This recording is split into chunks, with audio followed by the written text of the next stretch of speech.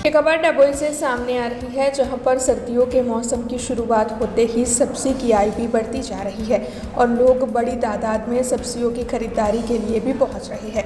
दरअसल सर्दियों के मौसम में इस्तेमाल होने वाली सब्जियां बड़ी तादाद में डभोई के बाज़ारों में सजी हुई दिखाई पड़ती है और लोग भी रोज़ाना ही ताज़ी सब्जियां खरीद कर जाते हैं।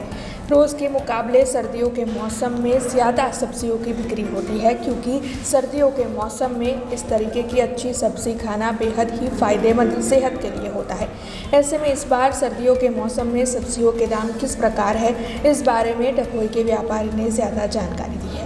હમણાં શિયાળાની ઋતુ ચાલુ થઈ ગઈ છે। શાકભાજીની આવકો ખૂબ જ વધી ગઈ છે।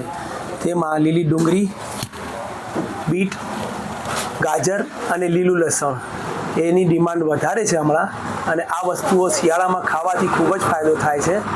અને બીજી વસ્તુઓની બી બહુ જ આવકો થઈ ગઈ છે, જેવી કે તુવેર છે, ટામેટા છે, ફ્લાવર છે, કોબીજ છે, મેથીની ભાજી, પાલક, બધી વસ્તુની આવકો વધી ગઈ છે।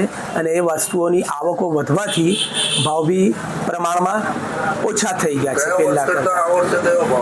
ગયા વર્ષ કરતાં આ વર્ષે અડધો જ ભાવ છે।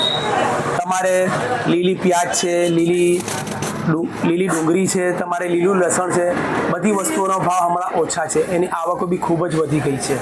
અને હમણાં લીલી ડુંગળી તમારે 40 રૂપિયા કિલો છે, બીટ તમારે 40-50 રૂપિયા કિલો છે, ગાજર બી તમારે 40-50 રૂપિયા કિલો છે, અને લીલું લસણ તમારે થોડું મોંઘું છે, એની આવક થોડી ઓછી છે, એ બી તમારે 300-350 રૂપિયા કિલો થઈ ગયું છે। અને તુવેરો બી તમારે 60 રૂપિયા કિલો થઈ ગઈ છે। અને એ બધી વસ્તુ હમણાં શિયાળામાં બહુ ગુણકારી વસ્તુઓ છે, ખાવાથી બહુ જ ફાયદો થાય છે। તમારે ટામેટા, બીટ, ગાજર, કાકડી એ બધું વસ્તુઓ તમારે સલાડમાં બહુ જ વપરાય છે, અને એ બધી ગુણકારી વસ્તુઓ છે। हमसे जुड़े रहने के लिए हमारे YouTube चैनल को सब्सक्राइब करें और नई वीडियो की नोटिफिकेशन के लिए बेल आइकॉन को दबाएं।